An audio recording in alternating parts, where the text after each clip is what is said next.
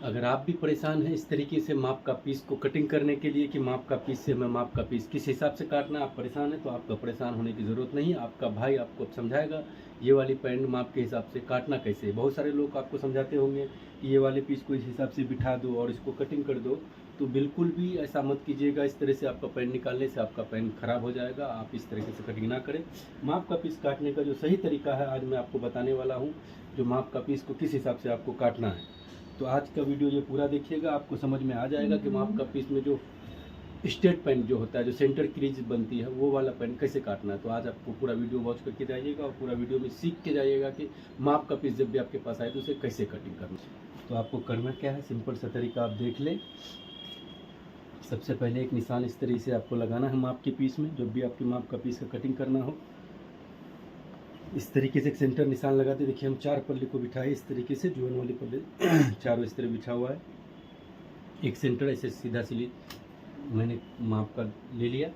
अब आपको सिंपल से करना क्या है, पहले इसकी लंबाई लेनी है। आपको एक्स्ट्रा कुछ भी नहीं करना। इसकी जो लंबाई है पहले वो चेक कर ले। आपको पैंट की लंबाई कितनी, देखिए इसकी लंबाई है 38, तो हमें क्या करना है 38 है। और ये जो थाइज है इसकी जो इसके हिसाब से आ रहा है 15 इंच पे लेना है और इसके हिसाब से 22.5 इंच पे इसकी नी का लेंथ लेना और 38 पे ये।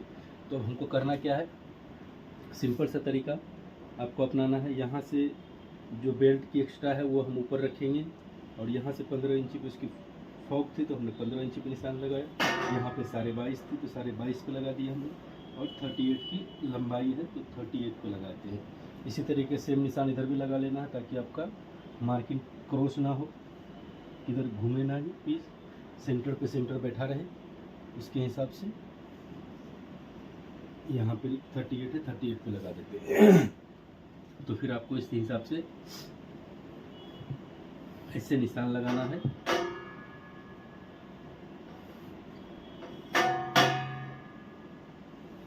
इस तरीके से आपको निशान ले लेना है।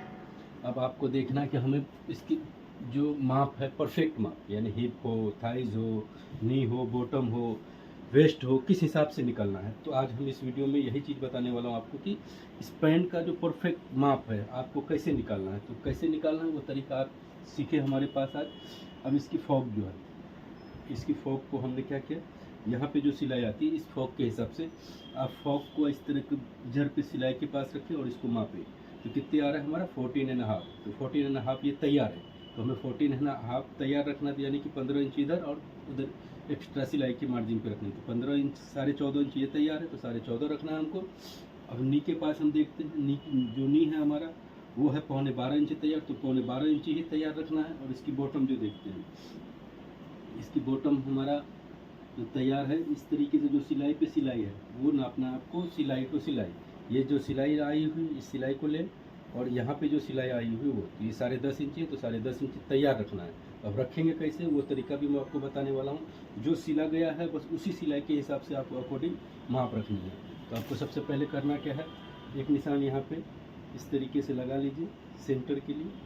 यहाँ पे था हमारा 14.5 इंच तैयार, ये 14.5 इंच तैयार है।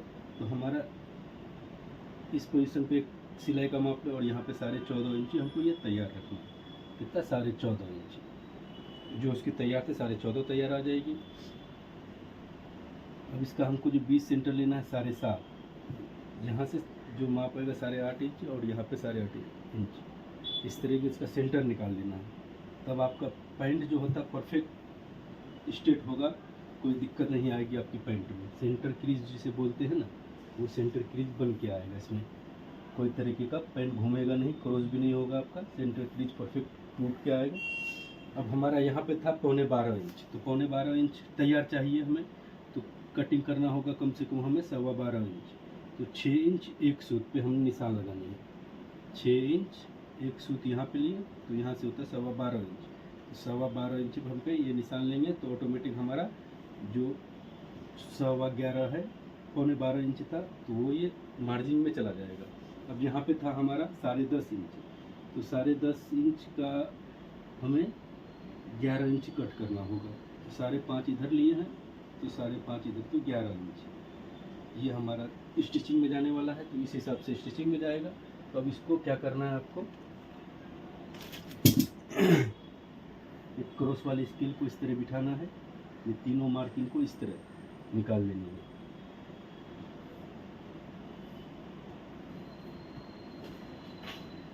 इससे क्या होगा, आपका जो ये मार्जिन में जाने वाला था वो मार्जिन में जाएगा, यहाँ की जो मार्जिन है वो उसमें चला जाएगा, यहाँ की मार्जिन जो है वो उसमें चला जाएगा।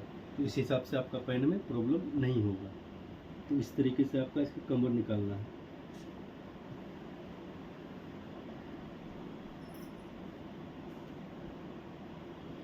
यहाँ पे इसकी जो सिलाई जाने वाली है उसकी मार्जिन है, तो ये रख लेना है। आप देखिए, और फिर जो हमने ये मार्क किया है इसको इसके हिसाब से मिलाना है।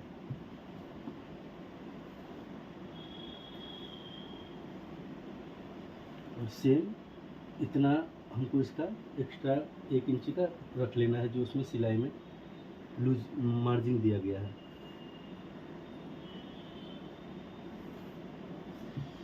तो हमारा यहाँ का भी मार्जिन निकल गया, ये वाला सिलाई की जो आने वाली है। तो इस हिसाब से आप चेक कर सकते हैं आपका पैंट का प्रॉपर जो 12.5 इंच था तो 12.25 ही आएगा, और यहाँ पे जो हमारा 14.5 था वो 14.5 ही आएगा।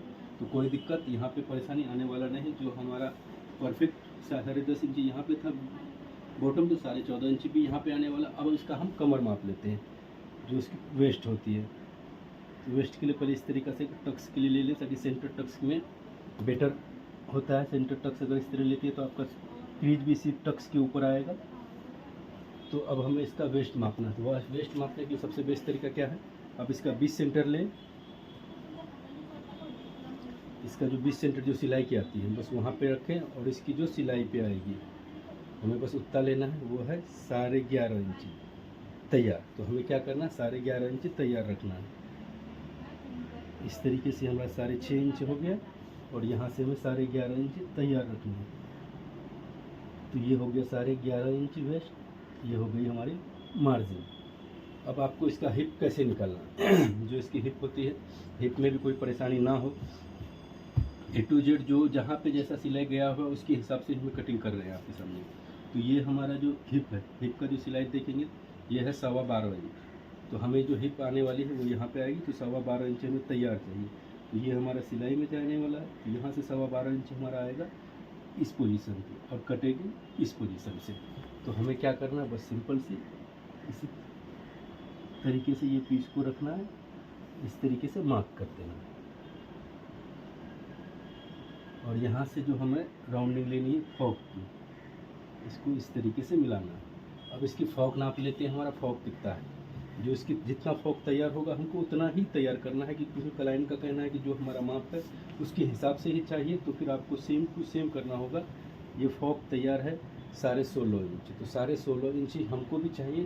तो 16.5 इंच के लिए पहले आप चेक कर लें इस तरीके से। इसकी जो फॉक आने वाली आप चेक करिए, ये बेल्ट में जाने वाला है जो सिलाई, और यहाँ से जो 1.25 इंच का बेल्ट आएगा हमारा, ये हो गया हमारा बेल्ट की मार्जिन। तो 16.5 का 16.5 इंच हमारा तैयार आ गया। तो इस तरीके से आप अगर आप कटिंग करते हैं, जो भी आपका पैंट रहेगा, माप का पैंट रहेगा, उसमें कोई भी दिक्कत कोई भी परेशानी नहीं आएगी, और ना ही तो झोल आएगा आपका पीस में। इसलिए जब भी आपको माप का पीस मिले तो इस तरीके से माप निकालें इसका, और इस तरीके से माप करके चेक कर लें आपका उसकी थाइज, उसकी वेस्ट, उसकी हिप, उसकी बॉटम, टोटल चीज़ एवरीथिंग निकल के आ जाएगा। आपको कभी भी कोई परेशानी नहीं होगा। इसी हिसाब से निकालें और इसको कट कर दें सिंपल से। तो अब हम इसका फ्रेम तैयार कर लिए, उसके हिसाब से फिर हमको बैक भी कैसे काटना है वो भी बताएंगे। ये फ्रेम हो गया, इसके बाद बैक कैसे काटना है वो भी आपको मैं बताऊँगा। पहले हमने बैक फ्रंट का निकाला है, इसके बाद उसी हिसाब से हमें फ्रंट का भी निकालना है बैक के लिए भी। तो सेम इसको जिस हिसाब से मार्क किए थे उसी हिसाब से काट देना है।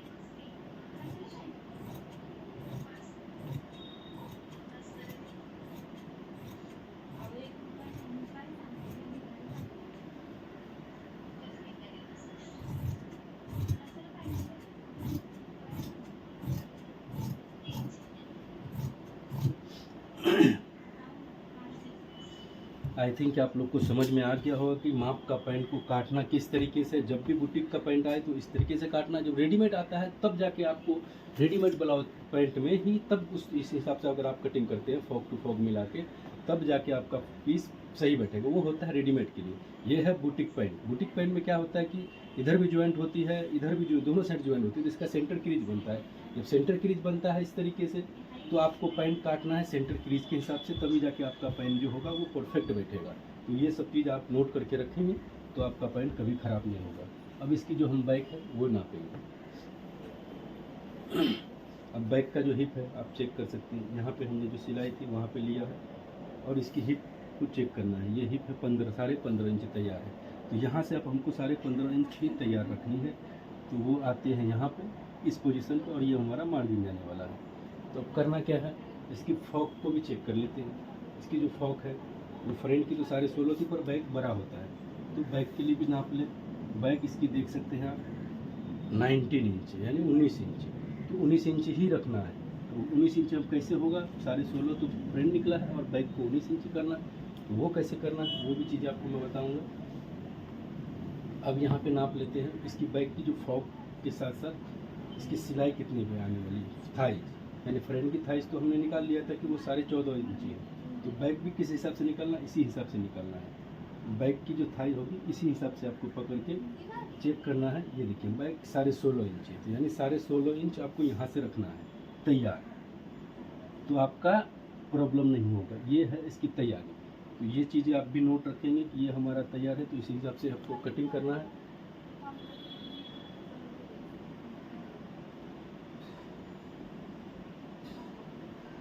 तो इस हिसाब से मार्क कर लेना है और ये चीज़ को इस हिसाब से मिलाना है। अब नॉर्मली यहाँ पे 2 इंच लूजिंग दे सकते हैं, पैंट में भी 2 इंच रहता है और यहाँ पे 1.5 इंच। आपको माप के दिखा देता हूँ कि इसकी फ्रंट कितनी आएगी, बैक कितनी आएगी। इसकी फ्रंट की जो 12 इंच तैयार है, तो हमें करना क्या है 12 इंच तैयार, तो ये 12 इंच तैयार हो गया ऑलमोस्ट। तो इसी हिसाब से इसको मार्क करना है और सेम जो हमने बैक में लूजिंग रखी वो लूजिंग यहाँ पे भी देनी है, तब जाके आपका जो हमने पहला मार्क किया है उस पर स्टिचिंग होगा। जो हमने ये सेकंड पार्ट मार्क कर रहे हैं उस पर ये हमारा एक्स्ट्रा मार्जिन रहेगी। ये इस हिसाब से। अब हमें यहाँ पे 19 इंच चाहिए था, तो अब इसको नापना है 19 इंच, तो हमारा तैयार आएगा 19 इंच इस पोजीशन पे। तो हमें काटना है यहाँ पे ताकि इतनी बढ़ेगी। यहाँ पे हमने बढ़ाया कितना है आप चेक कर सकते हैं, 2.5 इंची बैक से फ्रंट बढ़ा हुआ, फ्रंट से बैक बढ़ा हुआ। तो इस हिसाब से आपको मापना है ताकि एक जो हमारा इलास्टिक आएगी वो 18 इंची है और 19 इंची तैयार चाहिए, तो इलास्टिक 1.25 इंची की आएगी, तो हमारा जो बेल्ट रहेगा वो तैयार हो जाएगा। तो आपको इस हिसाब से फिर बैक को भी कट कर देना है। माप निकालने का ये आसान तरीका है, बैक से फ्रंट का किस हिसाब से निकालना है वो सारा चीज़ें आपको हमने समझा दिया। इस तरीके से अगर आप माप निकालते हैं तो आपका पीस में कभी प्रॉब्लम नहीं आएगा। माप वाले पीसों में जो हमेशा आते होंगे तो आज के बाद नहीं आएगा। ये थियरी समझ लो आप, इसको भी अच्छा रहेगा। इस हिसाब से हमें कट करना है।